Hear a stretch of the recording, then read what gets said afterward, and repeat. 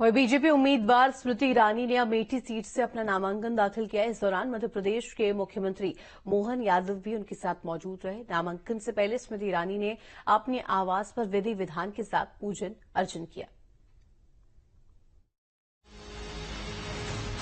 केंद्रीय मंत्री स्मृति ईरानी ने अमेठी लोकसभा सीट से नामांकन दाखिल कर दिया। नामांकन के पहले स्मृति ईरानी ने एक रोड शो भी किया, जिसमें एमपी के मुख्यमंत्री मोहन यादव भी मौजूद रहे।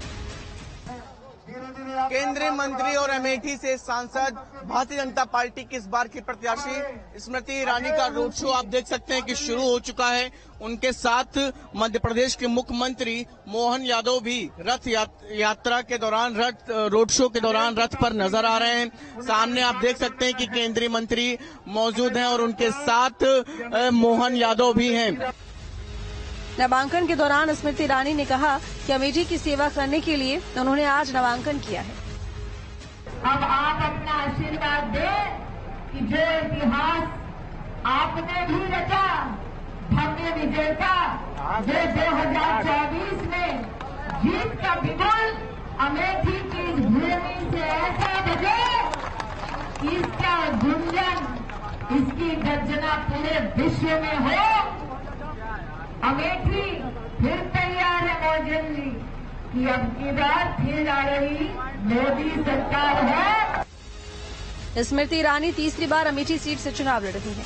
2014 में पहली बार वो अमेठी से चुनाव लड़ी थी, लेकिन राहुल गांधी से हार गई थी। इसके बाद 2019 में उन्होंने राहुल गांधी को हराकर अमेठी सीट से गांधी परिवार के वर्चस्व को खत्म किया। इस बार फिर बीजेपी ने स्मृति ईरानी पर भरोसा जताया। अमेठी से न्यूज स्टेट के लिए शुभम पांडे की रिपोर्ट। लोकसभा चुनाव के नामांकन के बाद केंद्रीय मंत्री और अमेठी से बीजेपी प्रत्याशी स्मृति ईरानी से हमारे संवाददाता ने खास बातचीत की। सुनिए। हमारे साथ स्मृति ईरानी जी हैं। सबसे पहले स्मृति जी, स्वागत है आपका। क्या 2014 में आई तो क्या संघर्ष देखने को मिला? देखिए, ऐसा है क्योंकि अल्प समय है, इसलिए मैं कहूंगी कि आज प्रधानमंत्री जी के सानिध्य में हमारे राष्ट्रीय अध्यक्ष नड्डा जी के निर्देश अनुसार और अमित भाई के सहयोग से, योगी जी के आशीर्वाद से मैंने अपना नामांकन पुनः अमेठी की इस पुण्यधरा से भरा। हम 5 साल में सांसद के नाते, संगठन के नाते यहाँ पर भरसक प्रयासों के माध्यम से 1,14,000 घर बनवा पाए। 4 लाख परिवारों को हमने यहाँ पर शौचालय दिलवाया। 3,50,000 परिवारों को नलके का कनेक्शन दिलवाया। 1.5 लाख परिवारों को बिजली का कनेक्शन दिलवाया। 2,20,000 परिवारों को हमने सिलेंडर दिलवाया। यहाँ पर 19 लाख लोग आज मोदी सरकार से मुफ्त का राशन पा रहे हैं। विकास के कई कार्य हम यहाँ पर कर पाए। 30 साल से मांग थी बाईपास की, जो हम बनवा पाए इन 5 सालों में। ककवा रोड नाम का एक जगह है अमेठी में, जहाँ पर ओवरब्रिज की चर्चा वर्षों से हो रही थी, वो हम काम कर पाए। साथ ही में जगदीशपुर में ट्रॉमा सेंटर का बनना, तिलोई में मेडिकल कॉलेज और 200 बेड का अस्पताल बनना, सलोन में नया पॉलिटेक्निक बनना, ऐसे कई कार्यों की लंबी लिस्ट है जो हम बतला सकते हैं। उसी के चलते आज पुनः जनता से हमने आशीर्वाद मांगा है कि हमें वो इस चुनाव में जिताएं और हमारी आगामी 5 साल सेवा पाएं। स्मृति जी, 2014 की अमेठी भी आपने देखी है, उसके बाद 2019 से 24 तक काम किया है। अब आपकी सपनों की अमेठी क्या है 2024 के बाद? देखिए, हमारी बढ़ती आबादी है और बढ़ती आबादी के कई नए नए स्वरूप होते हैं, कई नई चुनौतियां होती हैं, कई नई अपेक्षाएं होती हैं।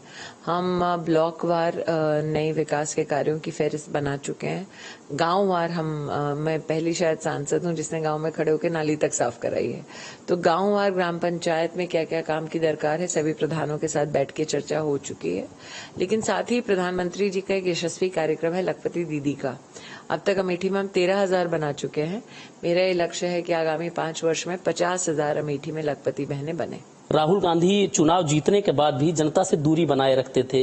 लोग यहाँ तक की कहने लगे थे कि तुम्हें गैरों से कब फुर्सत, हम अपने गम से कब खाली, चलो बस हो चुका मिलना, न तुम खाली न हम खाली, जिसका नतीजा था 2019 में। तो अब 24 में कैसे देखती हैं? खाली थे इसलिए अभी कांग्रेस का प्रत्याशी भी खाली है। मैं इतना ही कहूंगी कि हाँ, निश्चित रूप से जनता के पास अब 15 साल लापता सांसद और 5 साल कामदार के कामों का लेखा जोखा है, तो निश्चित रूप से वो कंपैरिजन करेंगे।